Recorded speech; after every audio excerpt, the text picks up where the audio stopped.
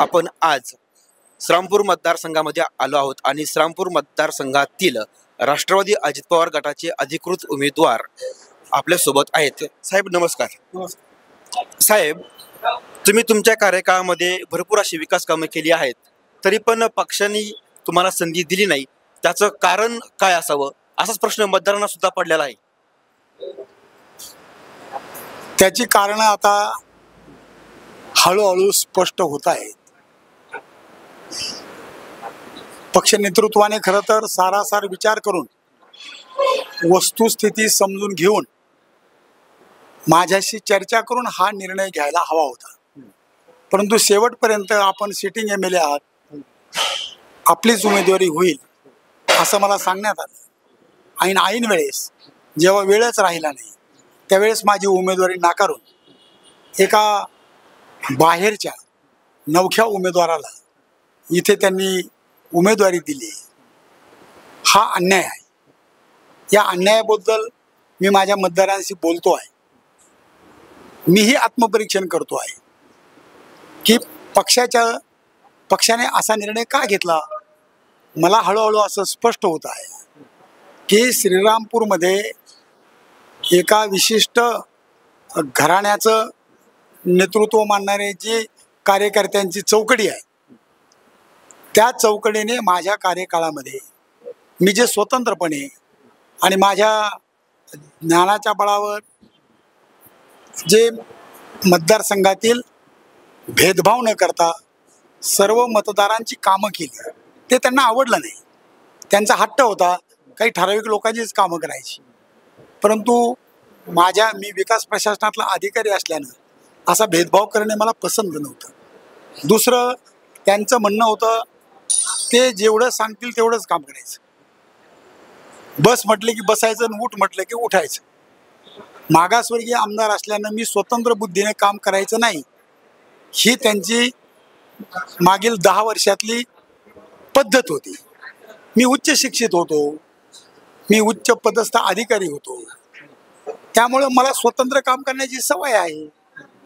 आणि मी मायबाप जनतेचं काम करण्यासाठी आमदार झालेलो असल्यानं मला ते मान्य नव्हतं.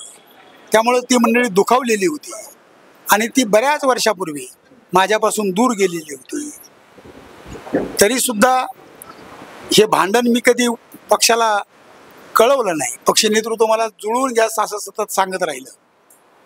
त्याचा परिणाम त्यांनी माझ्याबद्दल खोटं नाटं पक्ष नेतृत्वाकडे नेरेटिव्ह केलं.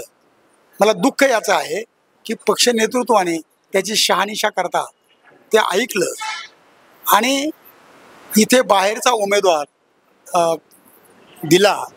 हा माझ्यावर तर एक परिणाम अन्याय झालाच आहे, परंतु इथल्या मायबाप जनतेवरही अन्याय झालेला आहे. कारण जनतेने 5 वर्षामध्ये मी केलेली विकास कामं बघितली, मी त्यांच्या सुखदुःखात सामील झालो, हे अनुभवलं.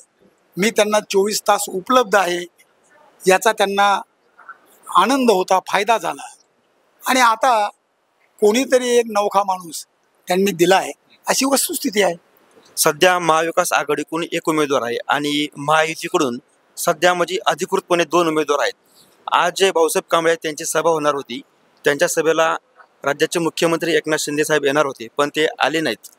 याच्यामुळे मतदारांमध्ये काही संभ्रम तयार झालेला आहे. तर ते का आले नसावेत? महायुतीच्या सर्व नेत्यांनी विचारविनिमय करून श्रीरामपूरची जागा पवारसाहेबांच्या राष्ट्रवादी काँग्रेस पार्टीसाठी सोडली. ती सोडल्यानंतर राष्ट्रवादी काँग्रेस पार्टीने माझा पक्षप्रवेश करून घेतला आणि महायुतीचा अधिकृत उमेदवार राष्ट्रवादीचा उमेदवार म्हणून माझी उमेदवारी घोषित केली. ती केल्यानंतर त्यांना जो अगोदर AB फॉर्म दिलेला होता आणि त्या आधारे त्यांनी शिवसेनेचे उमेदवार म्हणून फॉर्म भरला होता, तो परत घेण्यासाठी त्यांना या जिल्ह्याचे पालकमंत्री नामदार विखे पाटील साहेबांच्यावरती जबाबदारी सोपवलेली होती. त्यांनी त्यांना बोलावून घेऊन तुम्ही फॉर्म मागं घ्या हे स्पष्टपणे सांगितलं.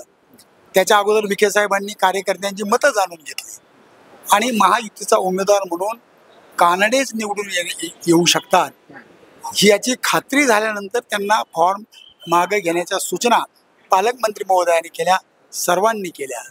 तथापि ते हो म्हटले आणि नंतर नॉट रिचेबल झाले.